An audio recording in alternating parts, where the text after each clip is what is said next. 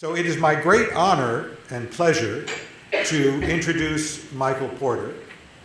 If you are lucky enough to have been a student of Michael's, or a colleague of Michael's, or a friend of Michael's, you will have come to recognize that Michael sees truths that others miss.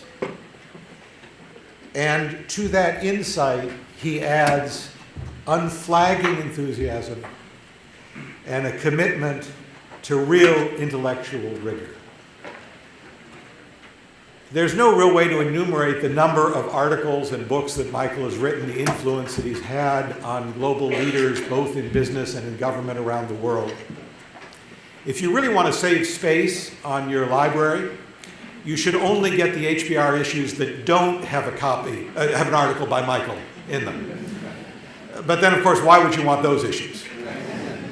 Anyway, it is, if anyone has really created shared value through his life's work, it is my friend and colleague, Michael Porter.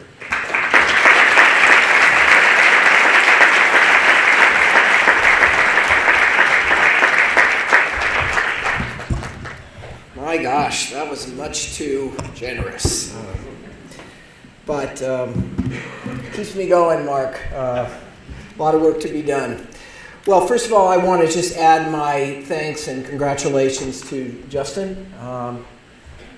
Remarkable partner and colleague in this, what some thought at some points was a crazy idea and a crazy quest that we've been involved in, and that brings all of us here together. And Justin has had a great mix in terms of intellect and style and drive to kind of make this happen, get this group together, and lead to countless other things that have happened around the world. He touches virtually everything that this organization and this movement has done, and couldn't be more grateful to you, Justin. Without you, we wouldn't be here, as Mark said. What I wanted to, first, I also wanted to say it's exhilarating to see all of you here in this room. And to, I know a lot of you now, but there's new people here. There are people here that I've known for a long time that are finally here, that now think it's okay to be here. But I see people in this room that have led, like the Australia effort, tremendous efforts in other parts of the world. I see Amit Kapoor from India, who's a kind of a force of nature of his own. So it's just exhilarating. What a wonderful day. This is the best day of the year, to be able to stand here and see all of you here. It's also, I think, quite a interesting moment in what we're doing together. It's a little bit risky to use this phrase, but actually I think this is an inflection point of huge significance that we're involved in right now, in this period. Not in 2011, where this article was published, but now, 7 years later. And I'd like to talk a little bit about, I think, the evolution of this movement and where it fits. Mark has stolen a little bit of my thunder, bad boy. But I'll add a little bit more to the granularity of that evolution. And I think it's really quite important for us to see where we are now. And I know there are people in this room that are not all the way there with shared value. We kind of, in this general field of how does society, what should business do in society, what should business's role be in society, I've got to tell you, there's still a lot of confusion. There's still a lot of people that talk about, oh, of course. There's still a lot of agreement, but not agreement. when one gets to the really rubber meets the road in terms of what does this really mean? And what do we really need to do? And I'd like to talk a little bit about that process, that journey, how we've gotten to this place, and where we, I think, are today, and I think where we're going. These are thoughts in my mind that form very quickly. Literally yesterday, something like epic happened in our movement. That some of you I'm sure most of you didn't even see it. These things are starting to happen, and I think this gives me great hope and great optimism that we are off to the races. That business is going to change forever. The way we think about capitalism is changing forever. Finally, after a long, complicated process of getting us there. So, I think the early, most of you are very familiar with this slide. If you've been here before, you've seen it before. I think, we, some time ago, when we got over the denial phase, that business should just, go do its business and ignore everything else. And we actually started thinking, well, business should give some money. Philanthropy was a big movement in this field. We forget how big it was for many years. And then we started this pivot to this notion of corporate social responsibility that there was more to do than just give money and volunteer. That might even be even more important. But the corporate social responsibility movement, as we all know, was really important, and we're not done, and it's not over. But it's fundamentally it's fundamentally about mitigating risk and reducing harm. And that was important, and that was a breakthrough. And we've gotten much better at it, and every company does it, and hopefully will forever. It's part of business practice now. If you don't figure out that you ought to do this stuff, then where have you been? You're at risk. But in the face of this corporate responsibility movement, our little band of people and thought leaders that were thinking about shared value started to arise 6 or 7 years ago. And as kind of a next step.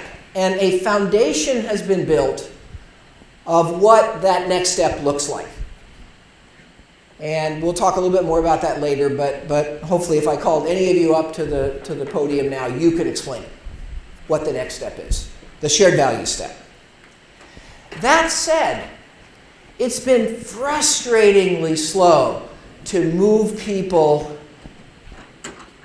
to that next step.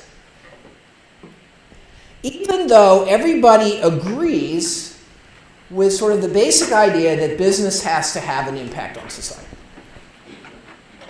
But there's been a tremendous sort of confusion and lack of clarity on what that actually means. What's impact? What does that look like? How do we think about that? There's been a lot of agreement on this general broad issue, but actually not so much agreement on the real focused, hard details of how you would actually do it and what doing it really means and what qualifies as having real impact. It's been hard to get that agreement.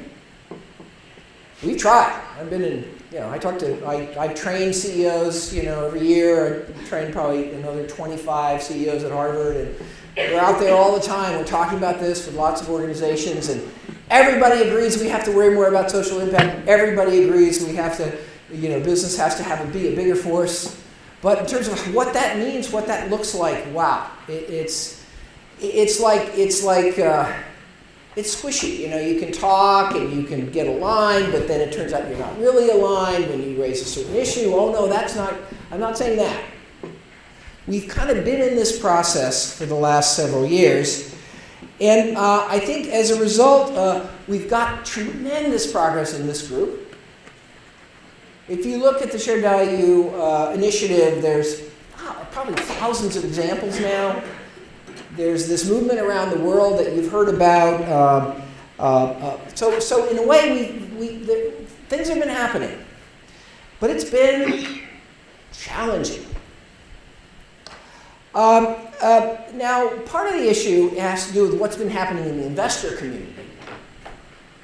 And I think over the years, we've come to see the investor community as part of the big problem.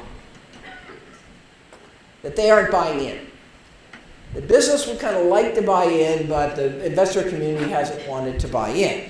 Indeed, the investor community has kind of tracked this evolution process that we've been on. Again, remember, the investor community started in denial. No, not social impact. No. That's not what we do. We're fiduciaries. And the assumption was that social impact reduces profitability, and therefore, that's not for us. And it started with Milton Friedman. Over time, though, we've started to see the investment community start to adapt to tremendous demand on the part of investors to do something here with their capital, to use their capital in a more positive way. And ethical investing was really the early movement there. Not investing in bad companies. It was not investing in good companies. It was not investing in bad companies. Screens. That was where the investor community started. And over time now, we've built a gigantic kind of sustainability investing or social responsibility investing movement, billions, trillions of dollars placed in that. But what that turned out to be was mostly, kind of ranking companies on a broad set of indicators, which are normally talked about in terms of ESG indicators. Environment, social governance type indicators, and companies were sort of assessed, are you good or bad, or on these many indicators, and rankings were created, and the capital was put into portfolios of higher ranking companies along these broad environmental and social indicators. Those were generic indicators. This wasn't about companies and their business. This was about indicators that were just good things from a social impact point of view, or avoiding bad things. And that's where the investor community had gotten, except for some early pioneers that went beyond this. Generation, DBL, you'll all know others. Organizations, the impact investing movement kind of was a little sprout, going off in the investment community to start to think about, well, no, actually, I think there's something much more powerful here. I think it's really about business. I think it's about strategy. Let's find companies that know how to do this. They will win. But that was a small fraction of the overall investor effort. And it's that concern. At this meeting every year, we always complain about investors. Okay, that's one of our big problems that we have. Oh, investors, they don't get it. We try to present this in our, earnings reports, and they fall asleep, or they sign off the call, and they don't get this. They don't want to play. Okay. Well, this is 2018, and the shot heard round the world has been fired. And it starts with this one. This is the largest investor in the world, or at least I think it's in the world. It's certainly in America. This investor owns every piece of every company, virtually, in the economy. And this investor says society is demanding that companies, both public and private, serve a social purpose. Okay, fine. The real question is what a social purpose means, and how companies should serve a social purpose. To prosper over time, every company must not only deliver financial performance, but not only deliver financial performance, but show how it makes a positive contribution to society. Financial performance and positive contribution to society are not inconsistent. I've had conversations with Larry Fink over the years, and wow. Every single CEO that they own the company, a piece of the company, got this letter, and about 20 of them called me, the CEOs. Holy, I would use the right word, but I'm not. Holy moly. What is this? What just happened? And I can tell you, if you go to Vanguard or TIA Craft, which you'll hear from Roger Ferguson here, they're not quite there yet. They haven't written their letter yet, but my hunch is they will. They'll write this letter too.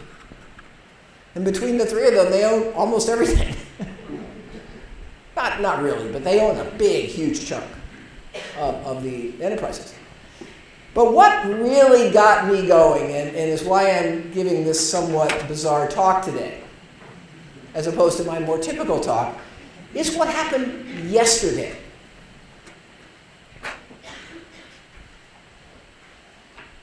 Several high-profile activists, blah, blah, blah, see environmental and social factors as profit play.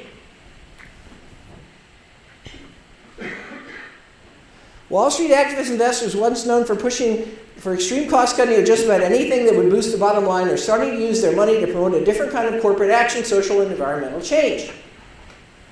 They are doing this, they say, not only as a matter of moral responsibility, but for their original mission of generating better returns for their clients.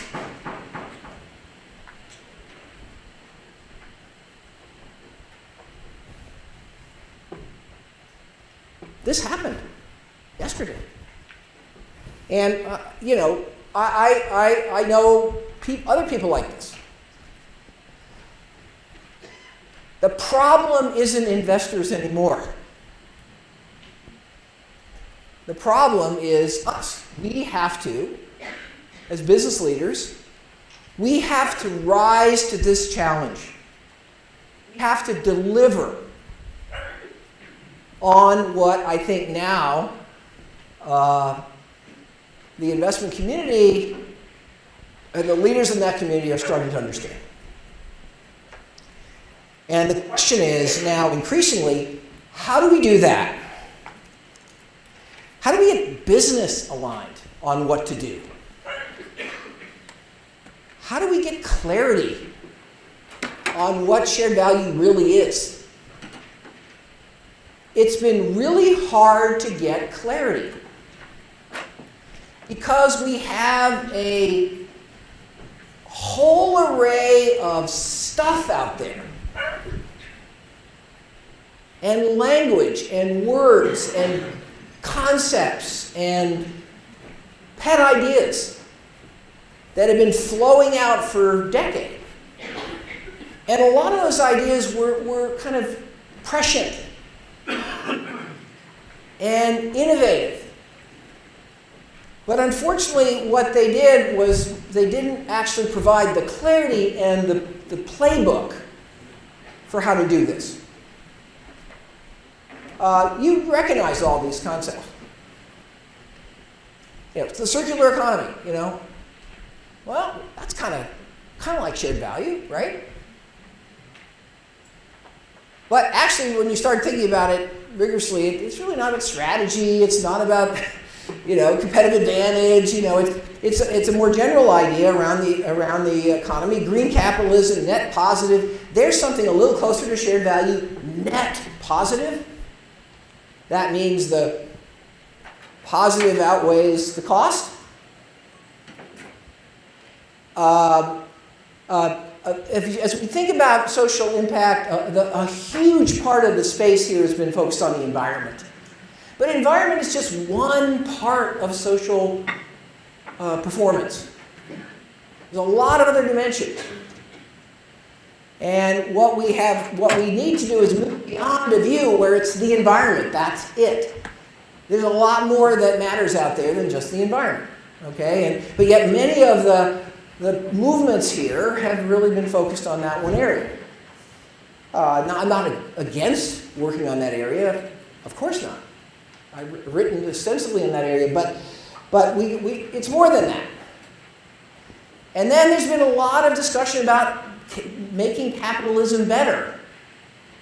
And again, I just put down a few of the phrases that you may have heard, and each of these has organizations and movements and seminars and sessions and meetings like this. But what you find when you look into these is it's not really clear what it means you should do and how that leads to profit. So we have a lot of people in this movement, they sort of agree at a high level, but operationally, there's been lack of clarity. Just said something, earlier, that the closer you can get this social stuff to business strategy, the more likely you're actually talking sense.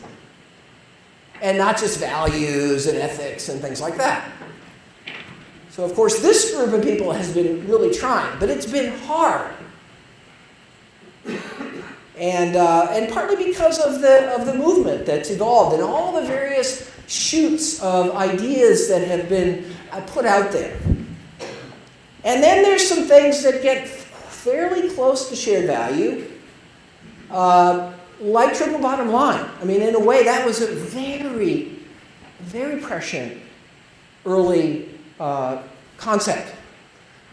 People, planet, profit. And there's something pretty darn close to shared value in there, but yet the playbook wasn't there. Okay? So how do you do that? And so without the clarity, lots of people could do lots of different things. Some of them actually were CSR. A lot of them were really CSR type stuff. They really were tight connected with the business, directly to the business. And so we've had this period of years and years where there's a lot of stuff floating around out there. And a lot of people are nodding their heads, and we're all kind of getting to the point where we agree with the broad idea that, yes, business has to engage in society and social issues. But the question then of how has been a struggle. Not, of course, among our movement here. We sort of have tried to, a central focus of the value initiative has been to kind of create that clarity on what do you actually do. But again, there's been a lot of back and forth and to and fro, and as a result, the progress in many companies has been relatively slow. It's really too bad how many companies today basically still are doing CSR. That's what they're still doing.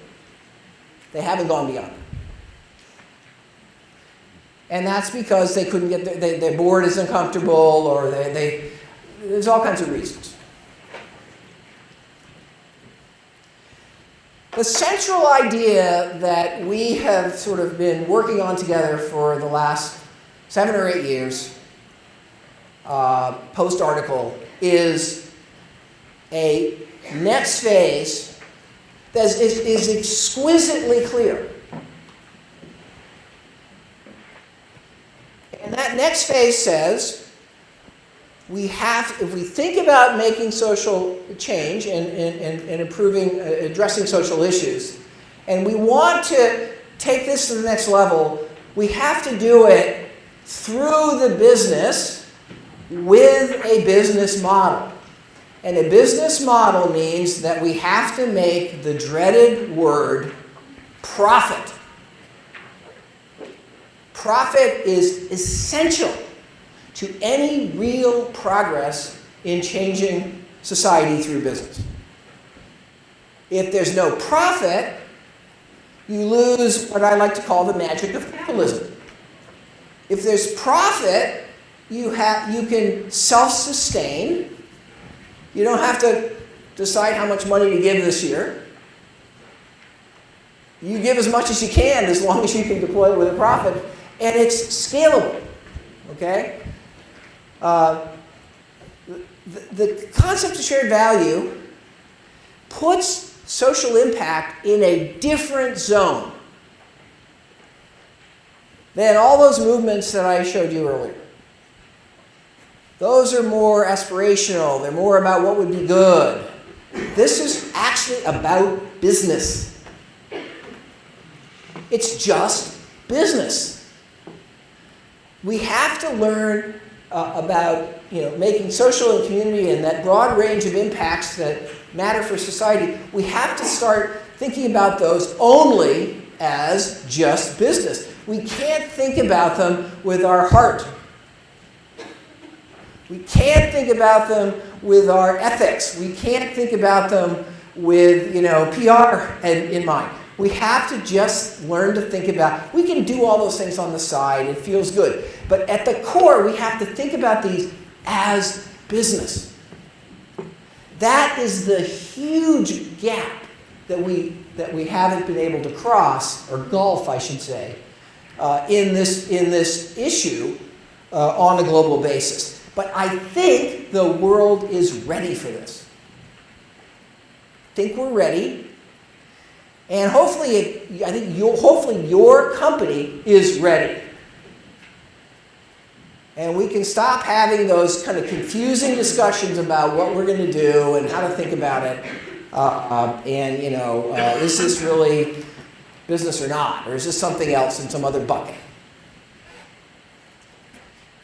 Now, what you all all should be aware of, because we talk a lot about this here in this meeting, and many of you have been here before in the articles, is this opportunity to improve business results through tapping into social change is inherently everywhere. And the biggest problem we had in this entire field was that we started out thinking that this opportunity wasn't there. We started out thinking that doing social things would reduce business results. That cleaning up our, plants so they didn't dump into the river would raise our cost. That trying to have better worker safety would be more expensive. We were debilitated by this trade-off mentality, and so many people still, even today, have this. That when we think about a social issue, if you're going to try to do something good about that social issue, beware, because that's going to be costly and that's going to create a trade-off.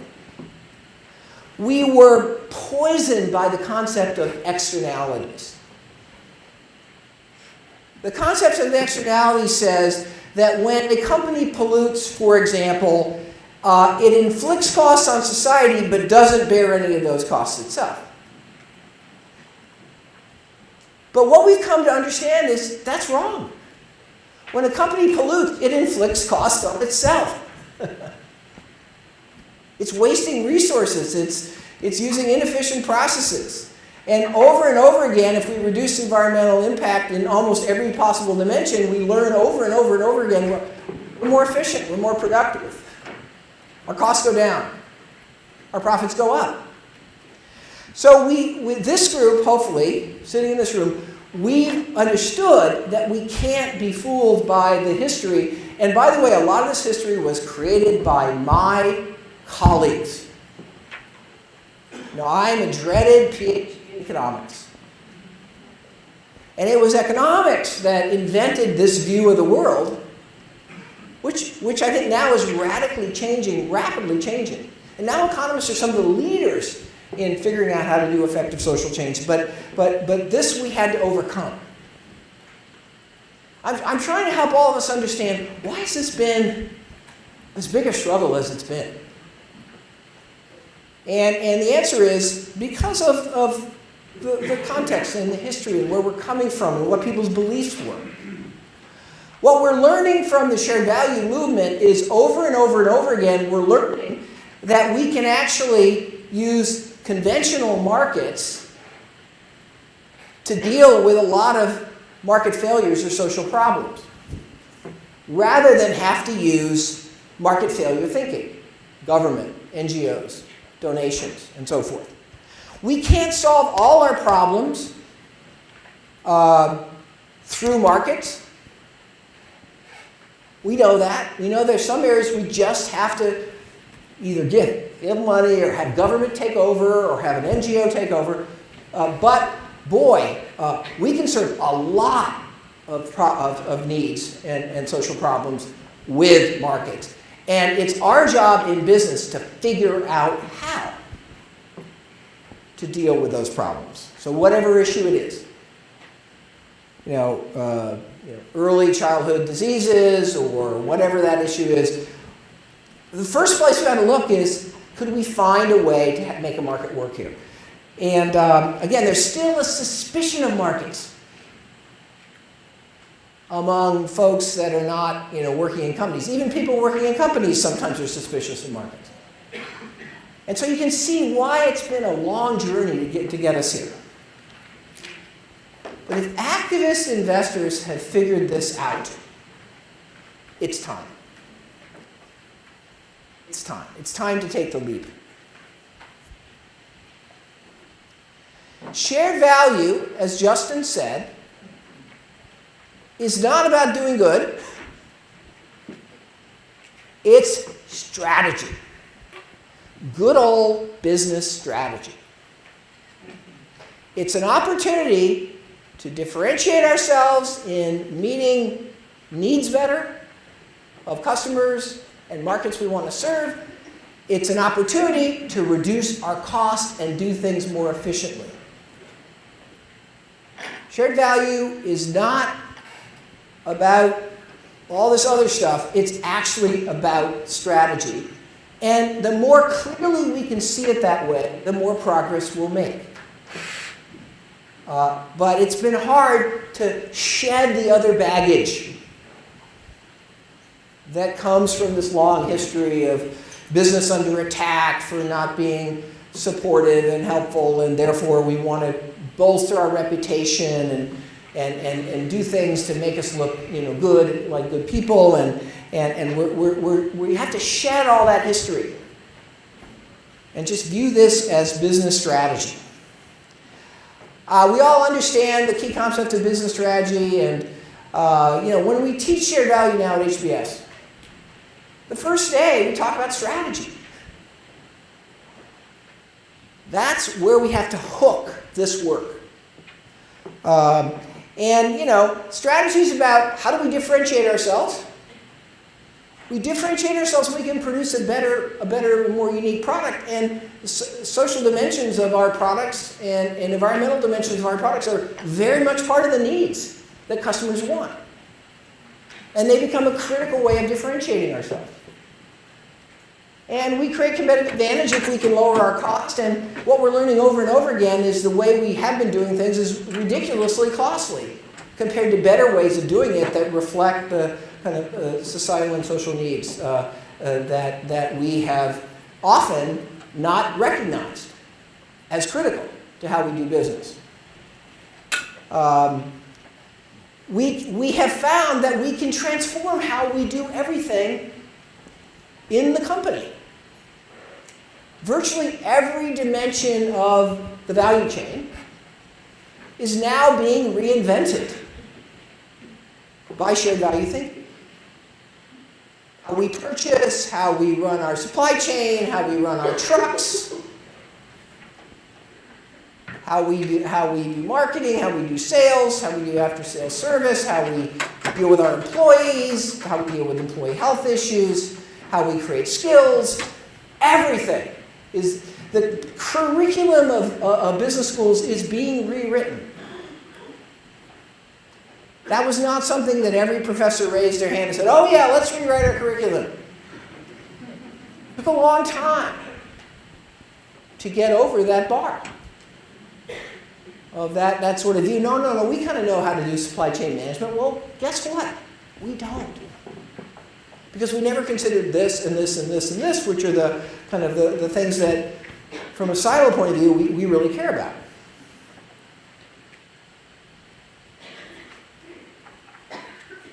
Shared value is about creating unique value propositions in our business.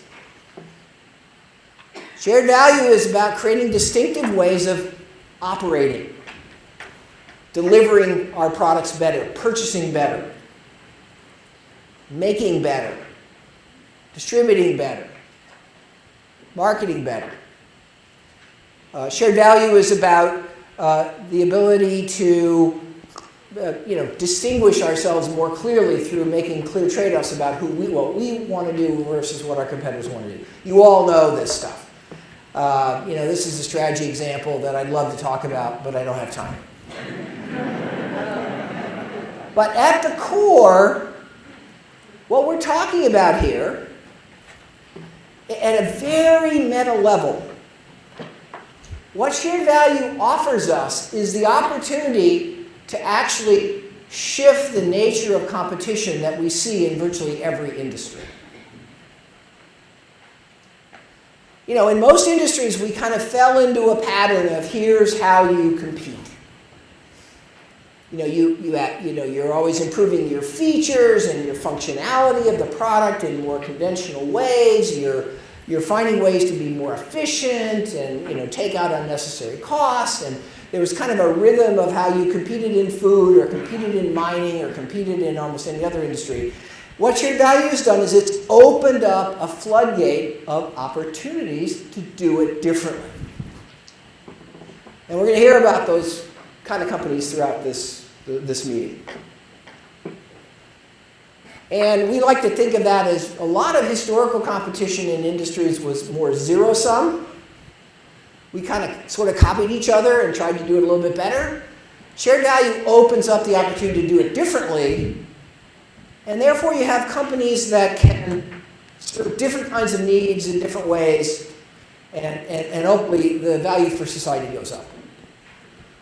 So we've opened up, I think, an opportunity to truly shift the trajectory of what capitalism actually looks like and what competition actually comes out of that.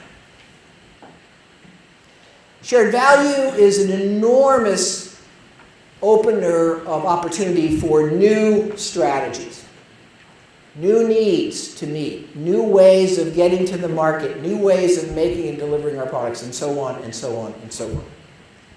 We all know the basic framework. Shared value has a playbook.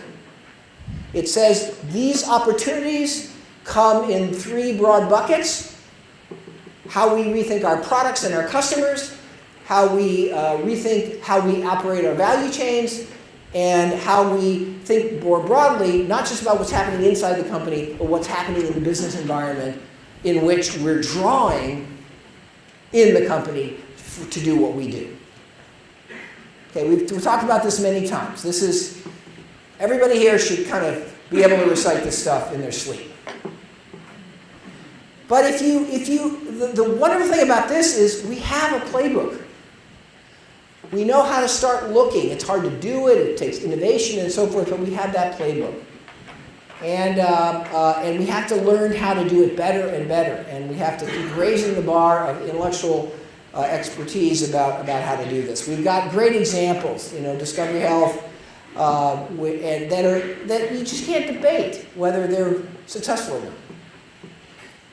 not. You'll hear about Walmart. I won't let you look at this too long because, Kathleen McLaughlin is transforming the entire company with shared value. This is the largest company in the world. This company was kind of the Darth Vader of companies. This company was about everything bad. And this company is changing the definition of how they compete in very salient ways, driven by shared value. This is the kind of the key or the golden ticket that unlocked this new way of being Walmart. And we'll talk more over time about the notion of the business ecosystem. We're learning that to do shared value, you often need to reach even a little bit farther outside of your traditional business partners and stakeholders to actually get this done. The shared value movement, I think, and you'll hear more over the coming day, is really starting to get traction. There's an enormous amount of curriculum now being developed. We have courses spreading around many business schools. Years ago, we said we have to rewrite the business school curriculum, and most of the people in the audience probably said, yeah, right. Okay? It's happening. There's conferences and workshops around the world. There's lots of scholarly literature.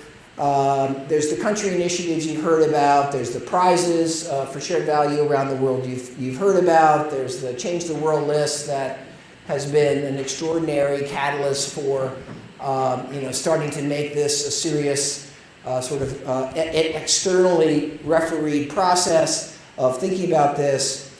But we're just beginning. This is an inflection point. Sometimes I'm wrong, but I don't think so. I really don't think so about this. I know so many people in business around the world, and I just have this feeling that the pieces have come together.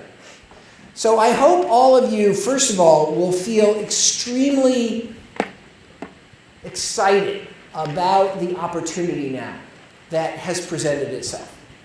The obstacles are falling away. Our opportunity to take leadership and to be innovators is growing substantially. What an exciting time to be working with this perspective on this agenda, in this way. I also think that I feel much more optimism about the ability of our beleaguered planet to cope with all those huge numbers of problems we have than I have in a long, long time. So I know I'm over time. Justin's he's standing there. But this is just such a phenomenal moment after a long history of working in this field that I think all of us, we should all share this feeling that we're just beginning. Let's get it done, let's step it up, let's move it faster, and I think you're going to learn a lot about how to do that over the coming meeting. So Justin, I will now officially stop. Thank you.